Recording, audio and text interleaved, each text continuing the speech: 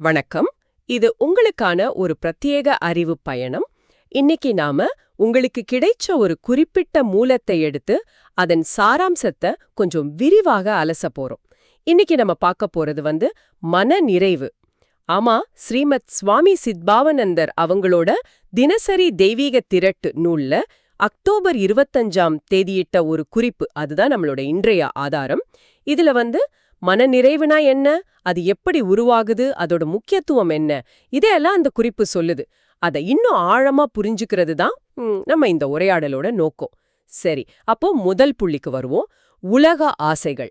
அது ஒரு சிக்கலான பாதைன்னு வச்சுக்கோங்களேன். அதுல அலைஞ்சு திரிஞ்சு அதோட தன்மையை புரிஞ்சுகிட்ட பிறகுதான் இந்த மனநிறைவுக்கான தேடலோ இல்ல அதோட ஆரம்பமோ நடக்குதுன்னு குறிப்பு சொல்ற மாதிரி தோணுது. இது எப்படிங்க, அனுபவப்பட்ட பிறகுதான் வருமா இது? ஆமா, கரெக்ட். அங்கதான் விஷயமே ஆரம்பிக்குது.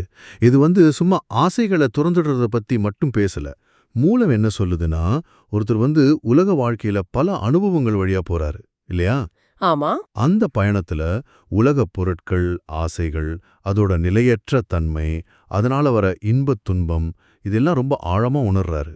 இந்த அனுபவ முதிர்ச்சிக்கு அப்புறம் ஒரு பக்குவப்பட்ட மனநிலையில ஒரு விதமான தத்துவார்த்தமான பற்றின்மை, அதாவது பிலசாபிக்கல் டிஸ்பேஷன் சொல்றோம்ல, அது இயல்பாவே உருவாகுது.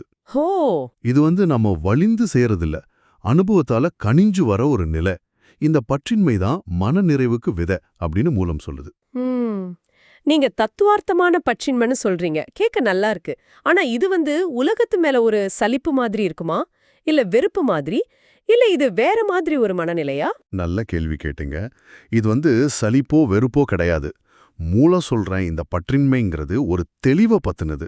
அதாவது உலக பொருட்களோட உண்மைத்தன்மை என்னன்னு புரிஞ்சுக்கிறது, சரி, அது மேல சார்ந்திருக்கிறதுல என்னென்ன சிக்கல்கள் இருக்குன்னு உணர்றது. இது ஒரு நெகட்டிவ் ஃபீலிங் இல்ல பாருங்க, இது ஒரு மாதிரி விடுதலை உணர்வு. பொருட்கள் மேல இருக்கிற பிடியை கொஞ்சம் தளர்த்துறது. இப்போ உதாரணத்துக்கு, ஒரு குழந்தை ஒரு விளையாட்டு பொருளை முதல்ல ரொம்ப பிடிக்கும். ஆனா வளர வளர அது மேல ஆர்வம் குறைஞ்சு அதோட உண்மையான மதிப்பு என்னன்னு புரிஞ்சுக்கும் இல்லையா? அது மாதிரி ஒரு மெச்சூர்டான புரிதல் இது. இது ஒரு பாசிட்டிவான தெளிவடைஞ்ச மனநிலை. அப்போ மனநிறைவுங்கிறது ஆசையே இல்லாம இருக்கிறது இல்ல, அப்படி சொல்ல வரல. இல்ல. ஆனா ஆசைகளோட தன்மையை புரிஞ்சு அது மேல ஒரு வித கண்ட்ரோல் இல்ல ஒரு தெளிவோட இருக்கிறதுன்னு சொல்லலாமா? மிகச்சரியா புடிச்சிங்க. இது விழுமுன்னே ஆசைகளை அடக்கிறது இல்ல. அடக்குமுறைங்கிறது அது ஒரு டெம்பரரி முயற்சி தான், ரொம்ப வீக்கானதும் கூட. அணை போட்டாலும் தண்ணி கசியும் இல்லையா? சரிதான். அது மாதிரி. ஆனா மனநிறைவுங்கிறது அந்த குறிப்பு சொல்ற மாதிரி பேராசைக்கும், அதாவது கிரீட், அப்புறம் தீராத தாகம், கிரேவிங்னு சொல்றோமே, அதுக்கும் முற்றிலும் எதிரானது. ஆமா. பேராசையும் தாகமும் மனசை எப்பவுமே ஒரு பதட்டத்திலையும் ஒரு போதாமை உணர்வுலையும் வச்சிருக்கும். இன்னும் வேணும், இன்னும் வேணும்னு ஒரு ஓட்டம் ஓடிக்கிட்டே இருக்கும், நிக்காது. மனநிறைவு இந்த ஓட்டத்தை நிறுத்துது. அது ஒரு நிறைவான அமைதியான மனநிலை. இது நம்ம குணாதிசயத்திலே வர்ற ஒரு மாற்றம். இங்கதான் பாருங்க, இந்த குறிப்பு இன்னும் ஆழமா போகுது. பேராசையோட விளைவுகளை பத்தி சொல்லும்போது ரொம்ப ரொம்ப கடுமையான வார்த்தைகளை பயன்படுத்துது. மனிதனையே தகர்க்கிறது, பிளாஸ்ட்ஸ் த மேன் அப்படின்னு. ஆமா, மனதை சிதறடிக்கிறது, ஷாட்டர்ஸ் த மைண்ட். வாழ்க்கை பாதையையே அழிக்கிறது, டிஸ்ட்ராய்ஸ் த கரியர். இப்படி சொல்லுது. இந்த வார்த்தைகளோட தீவிரம் ஏன் இவ்ளோ கடுமையா சொல்லுது? அந்த வார்த்தைகளோட தீவிரம் பேராசையோட உண்மையான அழிவு சக்தியை காட்டுதுங்க. இப்போ பிளாஸ்ட்ஸ் த மேன், இது ஏதோ வெளியிலிருந்து வர தாக்குதல் மாதிரி தோணலாம். ஆனா இது உள்ளுக்குள்ள நடக்கிற ஒரு வெடிப்பு. ஓ! பேராசை ஒருத்தரோட ஆளுமையே, அவரோட மனிதத்தன்மையே சிதைக்குது. ஷாட்டர்ஸ் த மைண்ட், மனச நொறுக்குது. அதாவது மன அமைதி, ஒருமுகப்படுத்துற திறன், தெளிவான சிந்தனை, இதையெல்லாம் சுத்தமா சிதறடிச்சிடுது. சரி சரி. மனம் எப்பவும் அலைபாஞ்சுக்கிட்டே இருக்கும். டிஸ்ட்ராய்ஸ் த கரியர், இது சும்மா வேலையை இழக்கிறது மட்டும் இல்ல, ஒருத்தரோட வாழ்க்கை பயணம், அவரோட நோக்கம், லட்சியம் எல்லாத்தையுமே தடம்பொருளை செஞ்சு அழிக்குது. பேராசை ஒருத்தரை வழிநடத்த ஆரம்பிச்சுட்டா அது அவரை அதல பாதாளத்துக்கு தான் கொண்டு போகுங்கிறது தான் இந்த வலிமையான வார்த்தைகள் உணர்த்துது. இது ஒரு எச்சரிக்கை மணி மாதிரி. சரி, ஒரு பக்கம் இந்த அழிவு சக்தி, மறுபக்கம் பாத்தீங்கன்னா மனநிறைவோட விளைவுகள் பத்தி பேசும்போது அப்படி நேர்மாறா ரொம்ப ஆக்கப்பூர்வமான ஒரு சித்திரம் கிடைக்குது. ஒரு தைலம் போல செயல்படுகிறது, ஆக்ஸ் ஆஸ் பாம். ஆமாம். மனதை வடிவமைக்கிறது, ஷேப்ஸ் த மைண்ட். வாழ்க்கையை உருவாக்குகிறது, கிரியேட்ஸ் த கரியர் அப்படின்னு சொல்லுது. இது எப்படி சாத்தியமாகுது? தைலம் எப்படி ஆற்றுது? எப்படி மனசை வடிவமைக்குது? அது ஒரு அருமையான ஒப்பீடு பாருங்க. தைலம், அதாவது பாம்ங்கிறது வலியை போக்குறது, ஆற்றுப்படுத்துறது இல்லையா? ஆமா. உலக அனுபவங்களாலையும் பேராசையாலையும் நமக்கேற்பட்ட காயங்களுக்கு மனநிறைவு ஒரு மருந்தா இருக்கு. அது பதட்டத்தை குறைச்சு அமைதியை கொடுக்குது. ஷேப்ஸ் த மைண்ட், சிதறிப்போன மனசை வடிவமைக்குது. இப்போ எப்படி ஒரு சிற்பி ஒரு கல்ல செதுக்கி அழகான உருவம் தர்றாரோ, அது மாதிரி மனநிறைவு ஒருத்தரோட எண்ணங்களையும் உணர்வுகளையும் அவரோட அணுகுமுறைய ஒரு நேர்த்தியான சமநிலையான வடிவத்துக்கு கொண்டு வருது. இலக்கில்லாம அலைபாயிரத நிறுத்தி ஒரு மையத்தை கொடுக்குது. அப்போ கிரியேட்ஸ் த கரியர், வாழ்க்கைய உருவாக்குகிறதுங்கிறது எப்படி? பேராசை அடிக்கும்போது இது எப்படி உருவாக்குது? இப்ப பாருங்க, பேராசை குறுகிய கால லாபத்தை மட்டும்தான் பார்க்க வைக்கும் இல்லையா? அதனால நீண்ட கால விளைவுகளை பத்தியோ இல்ல நெறிமுறைகளை பத்தியோ அது கவலைப்படாது. சரிதான். அது மத்தவங்கள பயன்படுத்திக்கவும் தப்பான வழிகள்ல போகவும் தூண்டும். இது கடைசியில உறவுகளையும் நம்ம நற்பெயரையும் வாய்ப்புகளையும் அழிச்சிடும். ஆனா மனநுறைவு கொண்ட ஒருத்தர் அவர் அமைதியா தெளிவா சிந்திக்க முடியும். அவர் தன்னோட திறமைகளை வளர்த்துக்கிறதுல கவனம் செலுத்துவார். நீண்டகால நோக்கத்தோட செயல்படுவார். நேர்மையான வழிகள்ல முயற்சிப்பார். இது ஒரு நிலையான அர்த்தமுள்ள வாழ்க்கை பாதைய, அதாவது கரியரை படிப்படியா உருவாக்க உதவும். இங்க கரியருங்கிறது வெறும் உத்தியோகம்னு மட்டும் இல்லாம ஒருத்தரோட ஒட்டுமொத்த வாழ்க்கை பயணத்தோட ஆக்கப்பூர்வமான வளர்ச்சின்னு எடுத்துக்கலாம். ஓ, அப்படியா? ஆமா, அழிவுக்கு பதிலா ஆக்கத்தை முன்னிறுத்தது மனநிறைவு. ஆக பேராசைங்கிறது ஒரு குழப்பமான கட்டுக்கடங்காத அழிவு சக்தி, மனநிறைவுங்கிறது ஒரு ஒழுங்கான கட்டுக்கோப்பான ஆக்க சக்தி. இந்த முரண்பாடு தான் இந்த குறிப்போட மையக்கருத்து போல தெரியுது. சரி, இத உங்க அன்றாட வாழ்க்கையோட புரத்தி பார்க்கும்போது இந்த ரெண்டு சக்திகளுக்கும் நடுவுல ஒரு போராட்டம் இருக்குல்ல, அதை நீங்க எப்படி உணர்றீங்க?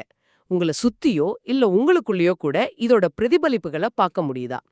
இது சற்றே யோசிக்க வேண்டிய விஷயம்தான். நிச்சயமா, இது நம்ம எல்லாருக்குள்ளேயும் நம்மள சுத்தி இருக்கிற சமூகத்திலையும் தொடர்ந்து நடக்கிற ஒரு போராட்டம் தாங்க. இப்ப இருக்கிற நுகர்வோர் கலாச்சாரம் பாத்தீங்கன்னா நம்மள எப்பவுமே இன்னும் வேணும் அப்படின்னு தூண்டிக்கிட்டே இருக்கு. ஆமா. விளம்பரங்கள், சமூக ஒப்பீடுகள் எல்லாமே பேராசையும் அந்த தீராத தாகத்தையும் தான் வளர்க்குது. இன்னொரு பக்கம் எளிமையா நிறைவா வாழணுங்கிற ஒரு உள்ளுணர்வு நமக்கு இருக்கு. இந்த ரெண்டுக்கும் நடுவுல ஒரு சமநிலையை கண்டுபிடிக்கிறது தான் இப்ப இருக்கிற பெரிய சவால். மூலம் சொல்ற மாதிரி அனுபவத்தின் மூலமா இந்த புரிதல் வரும்போது அந்த சமநிலையை அடையிறது கொஞ்சம் சுலபமாகலாம். மன நிறைவுங்கிறது முயற்சியால வளர்த்துக்க வேண்டிய ஒரு பண்பு. சரி, இந்த குறிப்போட இறுதி பகுதிக்கு வருவோம். இது மகாபாரதத்திலிருந்து ஒரு மேற்கோளை காட்டுது. மனநிறைவு அமைதியை உருவாக்குதுன்னு, அந்த அமைதி பூமி மற்றும் ஸ்வர்க்கத்துல கிடைக்கிற எல்லா ஆதாயங்களை விட உயர்ந்ததுன்னு சொல்லுது. இந்த அமைதினா என்ன? ஏன் இது இவ்ளோ உயர்வா கருதப்படுது? இது ரொம்ப ரொம்ப முக்கியமான புள்ளி. இங்க அமைதிங்கிறது சும்மா சத்தம் இல்லாத சூழல் இல்ல. இது அகத்துல, அதாவது உள்ளுக்குள்ள ஏற்படுற ஒரு ஆழமான நிலை. சரி. பேராசையும் தாகமும் இருக்கிற வரைக்கும் மனம் ஒரு போர்க்களம் மாதிரி தான் இருக்கும் இல்லையா? எண்ணங்கள் ஓயாம அலைமோதும், திருப்தி இருக்காது, பயம் பதட்டம்னு சூழ்ந்திருக்கும். மனநிறைவு என்ன பண்ணுதுன்னா இந்த உள்நாட்டு போரை நிறுத்துது. ஓஹோ. அது மனசுக்குள்ள ஒருவித சமநிலையையும் தெளிவையும் அமைதியையும் கொண்டு வருது. எதற்கும் அஞ்சாத, எதற்கும் கலங்காத ஒரு திடமான நிலை அது. அப்போ ஏன் இது பூமி ஸ்வர்க்க ஆதாயங்களை விட உயர்ந்ததுன்னு சொல்றாங்க? ஏன்னா பூமி மற்றும் சொர்க்க ஆதாயங்கள்னு நாம எதை சொல்றோமோ அது பெரும்பாலும் வெளிப்புறமானது, தற்காலிகமானது இல்லையா? பொருள், செல்வம், புகழ், அதிகாரம், ஏன் சொர்க்க தின்பங்கள் கூட ஒரு கட்டத்துல முடிஞ்சு போகலாம், இல்ல நம்மளை விட்டு போயிடலாம். ஆமா. அது நம்ம கட்டுப்பாட்டுல இல்ல. ஆனா மனநிறைவால வர்ற இந்த அக அமைதிங்கிறது உள்ளிருந்து வர்றது. அது நம்ம கூடவே இருக்கிறது. எந்த சூழ்நிலையிலையும் நம்ம கிட்ட இருந்து பறிக்க முடியாத ஒரு செல்வம் அது. மத்த எல்லா ஆதாயங்களும் இந்த அக அமைதிக்கு ஈடாகாதுன்னு மகாபாரதம் சொல்றதோட தாத்பரியம் இதுதான். இந்த அமைதிதான் உண்மையான நிலையான மகிழ்ச்சியோட அடித்தளம் அப்படின்னு மூலம் சொல்லுது. இது வெளியே இருக்கிற சூழல சார்ந்து இல்லாம உள்ளிருந்தே ஊட்டெடுக்கிற ஒரு நிறைவு. ஆஹா, உண்மையான செல்வம்ங்கிறது பொருள் இல்ல, இந்த அக அமைதிதான் அப்படின்னு சொல்ல வருது. இது இன்னைய உலக சூழல்ல கண்டிப்பா சிந்திக்க வேண்டிய ஒரு விஷயம்தான். ஆமா, பொருள் தேவை இல்லைன்னு சொல்ல, பொருள் தேவைதான். ஆனா பொருளே வாழ்க்கையோட கடைசி இலக்கு ஆகி அதுவே நம்மள ஆள ஆரம்பிச்சிடுச்சுன்னா இந்த அமைதியை நம்ம இழந்துடுறோம். மனநிறைவுங்கிறது பொருளை வெறுக்கிறது இல்ல, பொருளுக்கு அடிமையாகாம இருக்கிறது. கரெக்ட். தேவைகளை பூர்த்தி செஞ்சுக்கிறதுக்கும் தீராத பேராசைக்கும் உள்ள வித்தியாசத்தை புரிஞ்சுக்கிறது, அதுதான் முக்கியம். சரி, இந்த விரிவான அலசல்லேருந்து நாம கத்துக்கிட்ட முக்கியமான விஷயங்களை கொஞ்சம் தொகுத்து பார்க்கலாம். முதல்ல மனநிறைவுங்கிறது ஏதோ முயற்சியே இல்லாம உலக அனுபவங்களை தவிர்த்தா வர்றதில்ல. இல்ல. மாறாக உலக ஆசைகளோட தன்மைய அனுபவபூர்வமா உணர்ந்து பக்குவமடைஞ்ச நிலையில உருவாகிற ஒரு தத்துவார்த்த பற்றின்மையோட விளைவாது. ஆமா. இரண்டாவதா பாத்தீங்கன்னா, மன நிறைவுங்கிறது பேராசைக்கும் அந்த தீராத தாகத்துக்கும் முற்றிலும் எதிரான ஒரு சக்தி. பேராசை மனுஷனையும் மனசையும் வாழ்க்கையும் தகர்க்கும்போது மனநிறைவு தைலம் மாதிரி ஆற்றுப்படுத்துது, மனசு செதுக்குது, வாழ்க்கையை உருவாக்குது. இது ஒரு ஆக்கப்பூர்வமான குணப்படுத்துற குணம். சரி, மூன்றாவதா மன நிறைவோட உச்சகட்ட பலன் என்னன்னா அது அக அமைதி. மகாபாரதம் சொல்ற மாதிரி இந்த அமைதி பூலோக தேவலோக ஆதாயங்கள் உட்பட எல்லாத்தையும் விட உயர்ந்தது. இதுதான் உண்மையான நிலையான செல்வம். ஆமா, அந்த அமைதியோட மதிப்பையே அதோட ஆழத்தையும் உணர்றது தான் ரொம்ப முக்கியம். வெளியே கிடைக்கிற வெற்றிகள் தர்ற சந்தோஷம் அது தற்காலிகமானது தான். ஆனா இந்த அக அமைதிங்கிறது ஒரு நிரந்தரமான பாதுகாப்பு உணர்வையும் நிறைவையும் தருது. இதுதான் மூலம் நம்ம கடத்த விரும்புற மையச் செய்தின்னு நான் நினைக்கிறேன். இறுதியா உங்களுக்காக ஒரு சிந்தனை கேள்வி. இப்போ இந்த குறிப்பு என்ன சொல்லுதுன்னா, உலக ஆசைகள்ல இருந்து விலகி பற்றின்மையோட இருக்கிறது மனநிறைவுக்கு வழிவகுக்கும் சொல்லுது. சரி, அதே சமயம் அனுபவத்தின் மூலமா தான் இந்த பக்குவம் வரும்னு சொல்லுது. இது ஒரு மாதிரி முரண்பாடா தோணலையா? அனுபவம் வேணும்னா உலக வாழ்க்கையில ஈடுபடணும். ஆனா ஈடுபட்டா அதுல இருந்து விலகிறது எப்படி? ஆமா, யோசிக்க வேண்டிய கேள்வி. அப்போ மனநிறைவை அடையணும்னா ஒருத்தர் உலக வாழ்க்கையை முழுசா துறக்கத்தான் வேண்டுமா? இல்லனா உலக வாழ்க்கையில தீவிரமா ஈடுபட்டுக்கிட்டே அதோட சவால்களுக்கு மத்தியிலையும் இந்த மனநிறைவையும் பற்றின்மையும் வளர்த்துக்க வழிகள் உண்டா? இது சாத்தியமா? இதை நீங்க கொஞ்சம் ஆழமா சிந்திச்சு பாருங்க. இந்த ஆழமான சிந்தனை பயணத்துல எங்களோட இணைஞ்சதுக்கு ரொம்ப நன்றி.